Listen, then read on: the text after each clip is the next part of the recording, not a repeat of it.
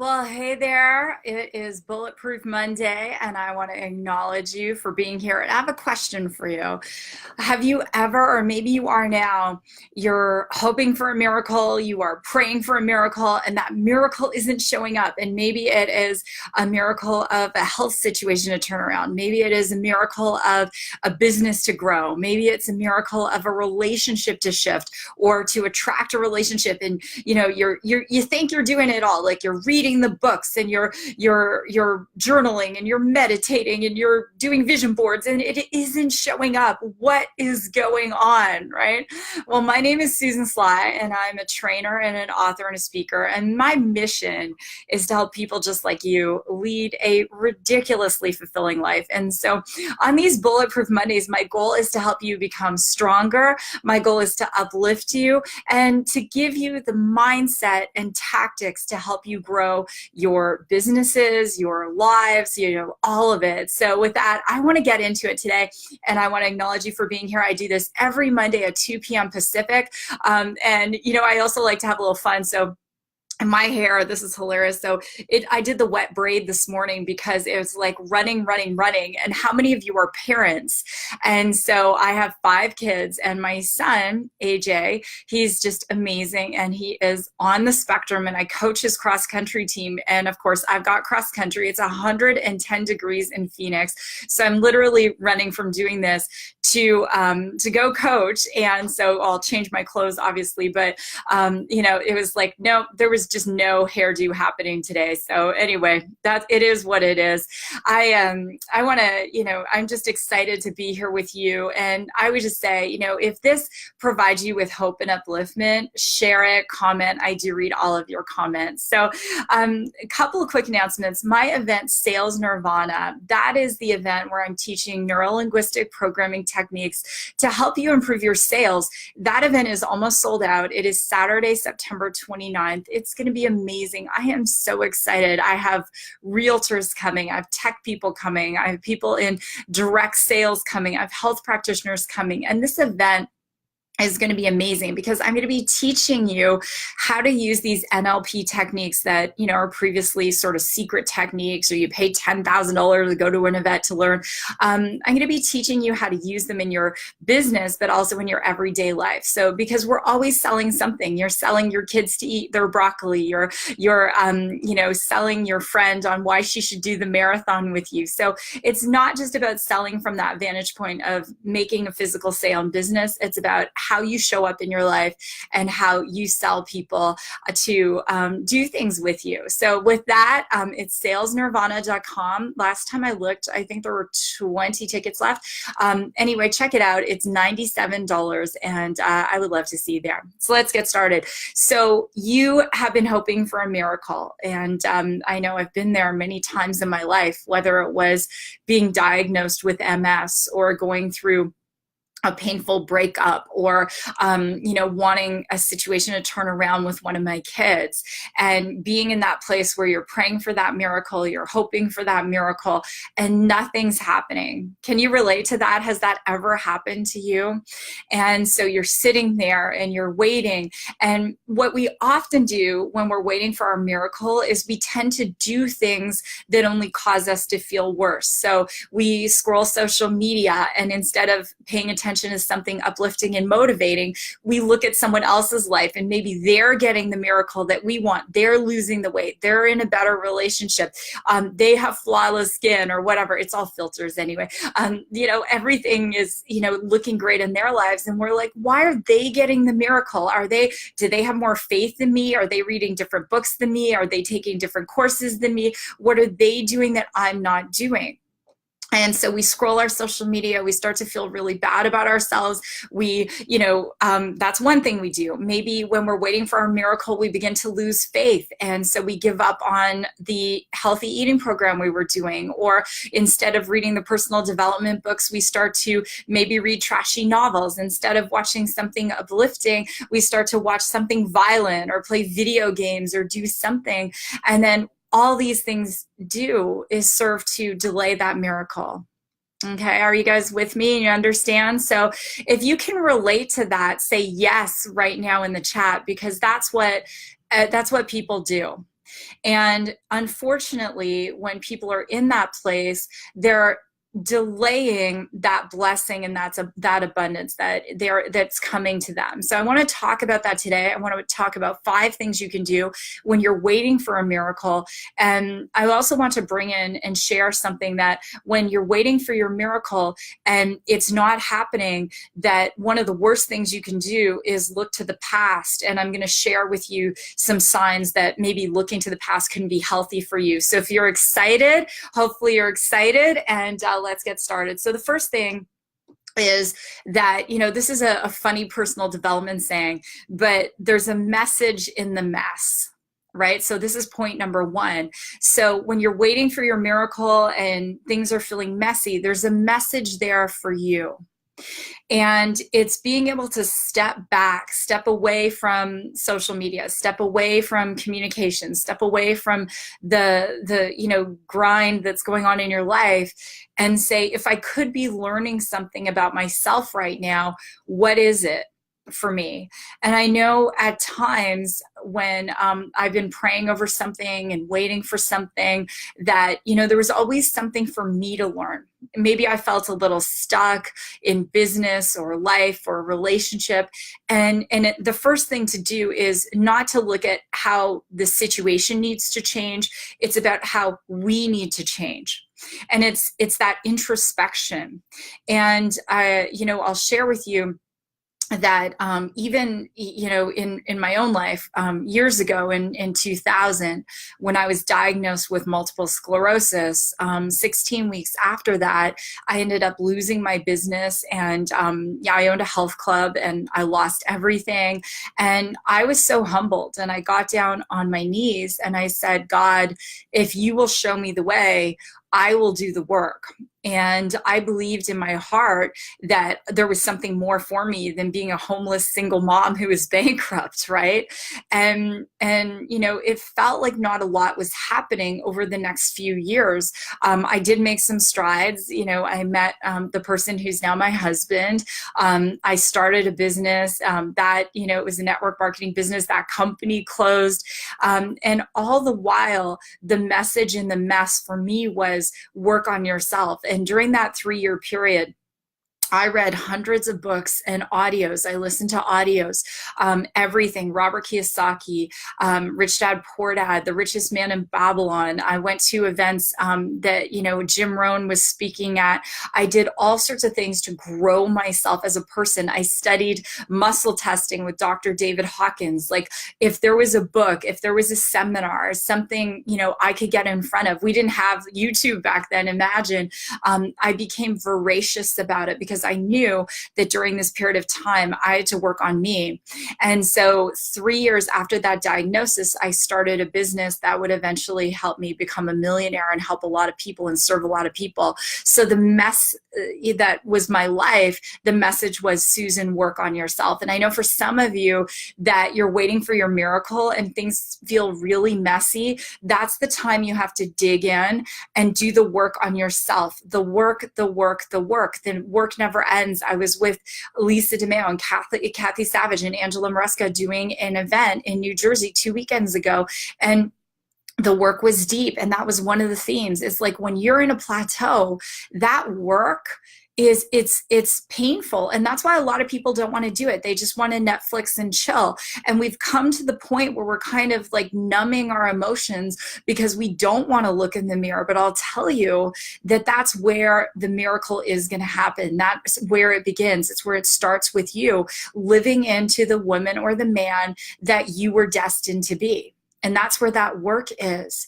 And it's very easy when you're waiting for your miracle to sit there and become cynical and critical and to do all those things. But until you do that work on you and become that better person, that miracle is not likely to happen. And I hope that makes sense.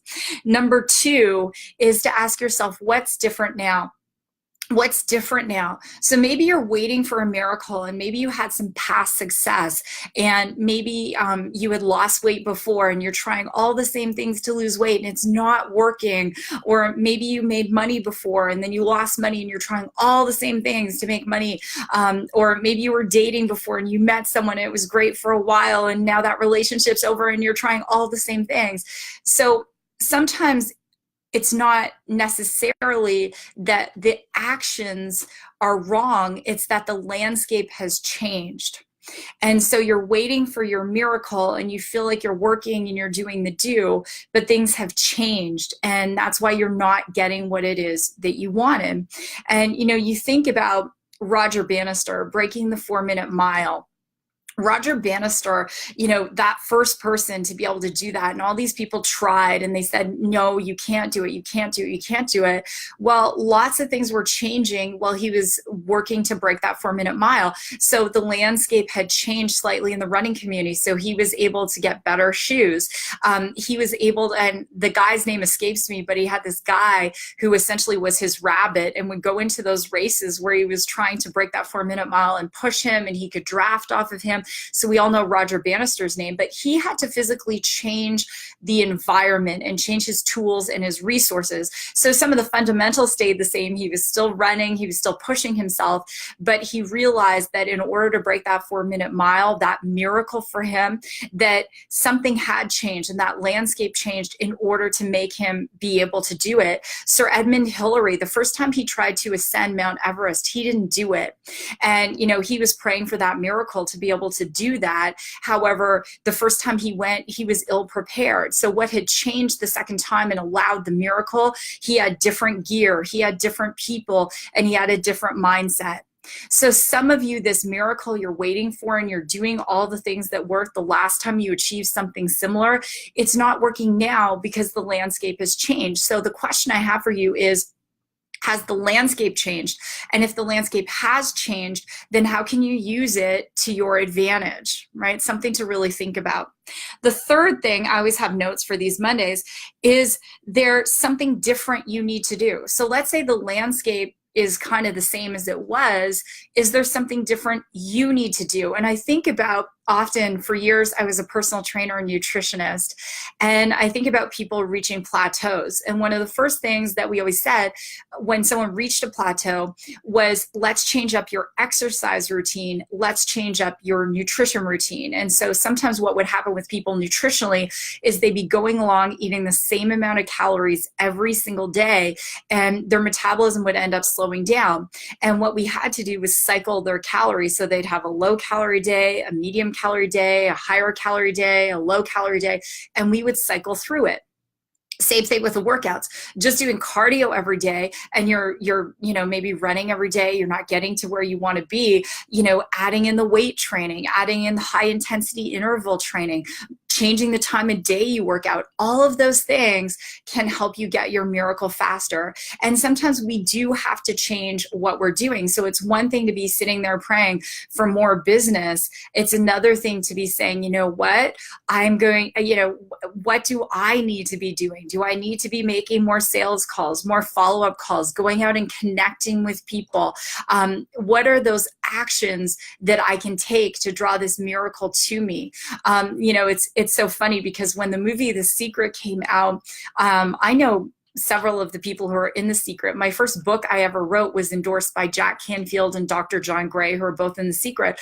And a lot of people watched The Secret and they were like, I can just sit there and visualize. I can just visualize this feather coming to me and the feather's going to come to me. Well, the part of the story was, with that feather analogy, the person had to walk out of their house for the feather to come to them. And what some people do when they're waiting for their miracle, they're not taking the action necessary to draw to them what it is they're praying for and they're hoping for. And so when you look at that and you're saying, you know what, I want to set that intention. I want a rank advancement. Maybe you're in network marketing, or I want more sales, or I want to close this house deal, or whatever it is. Then do you physically need to do something different than you're doing now? And maybe you need to get out of the house and talk to people. Maybe you need to set a schedule for the day where you're making your connecting phone calls first thing in the morning. And I always say, do the things that are going to make you the most money first in the morning, right? So get those off your plate, go for it. And you're all brilliant, so fundamentally if there's something you need to be doing differently, then do it. Right? And the fourth thing, if you're waiting for your miracle, is to be around the right people. And some of you are waiting for a miracle, but you're surrounded by negative people. You're surrounded by people who don't believe you can achieve what you want to achieve. You're surrounded by people who are maybe gossiping. You're surrounded by people who have become maybe cynical and negative themselves. And when you're waiting for your miracle, then it is so, so important that you surround yourself with people who are believing in you. And maybe you might say, well, Susan, I don't have a lot of people that believe in me. Then, show up on Bulletproof Mondays. Allow me to believe in you, maybe more than you believe in yourself. Is there a talk happening in your town or city where someone's doing a motivational talk? Maybe go to that. Is there, a priest or a pastor or someone that you can get with and pray with? Maybe there's, you have a friend who's an amazing prayer warrior. Maybe you're not even sure where you're at with God right now. Is there, someone who's a great believer and you can say, hey, I don't even know how to pray, but would you pray with me? Would you pray with me? Because I would like to pray. I'd like to believe. I'd like to be around people who are positive. And so when we're waiting for our miracle, sometimes that the slight shift for us can be the people who we're surrounding ourselves with. And I realized that for myself in so many miracles that I'm going to use my son as an example. So when he was diagnosed and, we were told he's on the autism spectrum and he's never going to go to college and he's always going to be, have all these problems, I realized that, I kept praying to God. I was like, God, please heal my son. And that was the wrong prayer. There was nothing really wrong with him. I began to shift that prayer, please help him to believe in himself the way I believe in him. Please help him to see you the way that I see you, help him to see himself the way you see him, God.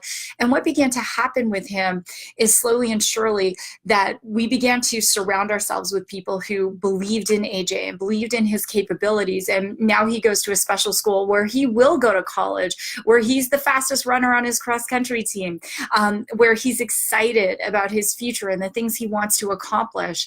And that does make a difference, the people we're surrounded with. And is there someone that you need to lovingly let go of right now?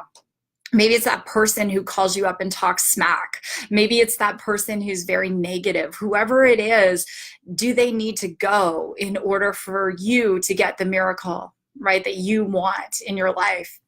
And the fifth thing is really about deepening your faith in that miracle. And you've heard me say the last 3 Bulletproof Mondays, the difference between fear and faith.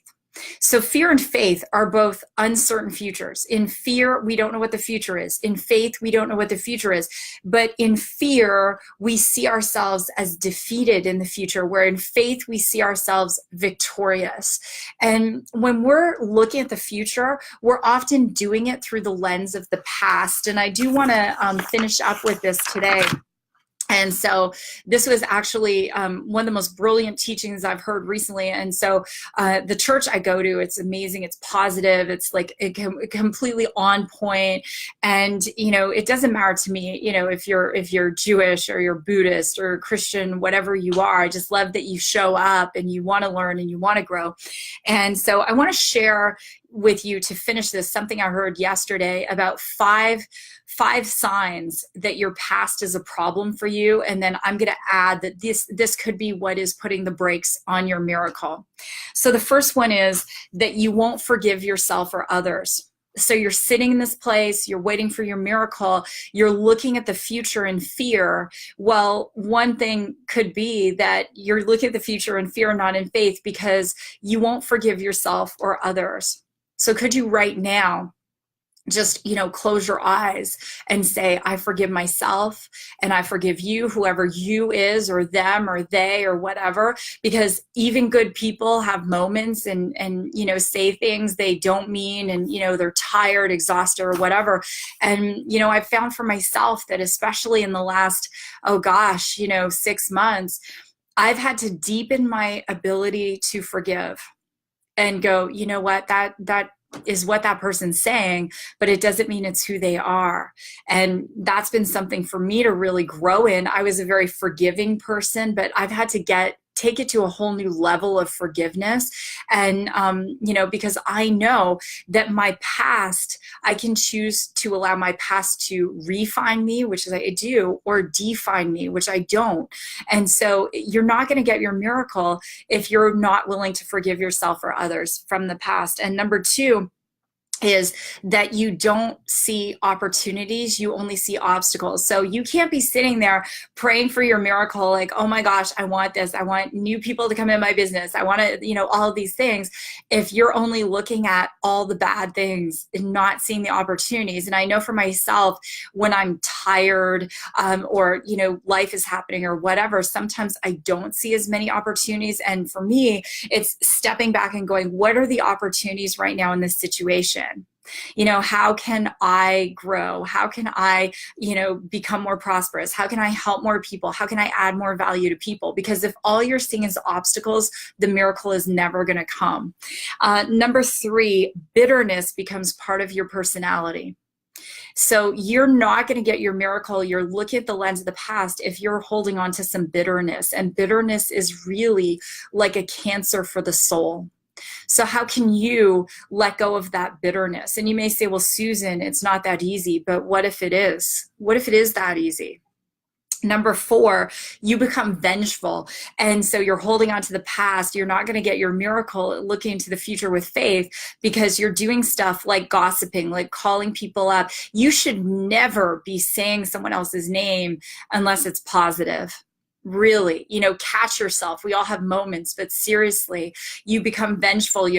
People who are vengeful, they do horrific things and they say horrific things about other people to make themselves look better. That's what vengeance is, right? And there's a proverb that says this: if you go out for vengeance, you might as well dig two graves. And the reality is, if you go out for vengeance and you're gossiping about someone else, then someone else is going to be gossiping about you. And you have to be that person where you're like, the buck stops here. It stops with me. The fifth point is you begin to push people away. And I see this all the time. People say to me, Susan, I want to grow a business, or I want this, or I want that. And they begin to push away the people who love them and care about them and want the best for them. And they're never going to get that miracle. And I want to finish with a quick story. Is this helpful today, guys? Hopefully it is helpful. Yes. Yep. Absolutely. I love this. Thank you, Suzanne and Bruce and Gina. And thank you, Denise. Absolutely. So I want to finish with this. Looking to the future. We want to have this miracle, looking to the future with faith and not fear. And the thing I will say to you is that, it's not always easy. Right? It's not always easy to do that, to stay in that belief, especially when someone's criticizing you, or especially when things feel really, really hard. The thing I will tell you is that it is often only through a breakdown that we get our breakthrough. Okay, I'll say that again, is often only through our breakdown that we get our breakthrough. And the year was 2000, and I had suffered, a relationship breakdown. I lost a business. I became a single mom. I was diagnosed with MS. I was publicly humiliated. It all happened in a 16-week period. And, I found myself that summer just spending a lot of time on my own, praying. And I got to a point where I said, you know what, I'd really love to be in a healthy, committed relationship. And I didn't know how that was going to happen. And, and I saw like these girls at work, they were dating, and I saw friends who were happy, and we didn't have Facebook back then. So you can imagine it would have been even worse, but I started to get the green-eyed monster. I'd be jealous. I'm like, Susie's dating, Andrea's dating, they're in great relationships. And here I am, lonely, single mom, me, what's wrong with me? And one of the biggest shifts that I made was really to leverage all of these things I shared. I did the work on myself. I let go of anger and bitterness toward the person I had been in the relationship with. I made every effort to heal my heart and get humble and walk out in faith. And one night I was on my balcony, and I had these roses, and I was plucking rose petals, and I was like, God, please send me a man who loves my daughter as his own. Please send me a man who loves me for who I am, who's committed, who's loyal. And the very next day, I walked into the health club I was working at, and there was the boy that I had had the crush on in high school, in a city of almost 7 million people. And we moved in on our second date, and we have been together for 18 years. And that's my husband, Chris. And it isn't always easy. Oh my gosh. And I know some of you have had breakups and get back together and fights and, all of it. But, I firmly believe that for that relationship to occur and for us to have our kids and to do everything that, I had to go through all of these steps myself. So with that, I just want to tell you all that I love you. And I know some of you are going through some challenging times right now. And some of you are going through some great times right now. Whatever it is for you, I want you just to step out in faith, know that your future can be amazing. So many good things can happen. And if you take the 5 points I shared and then the additional 5 points and let go of some of the stuff from the past, I promise you that it definitely can get better and better. If this has been great for you, I would love for you to comment and share it, on your social media profiles. If you have a topic you'd like for me to do on a Bulletproof Monday, do let me know. And with that, I will be back here live next Monday, and I hope to see you then. Goodbye, everyone.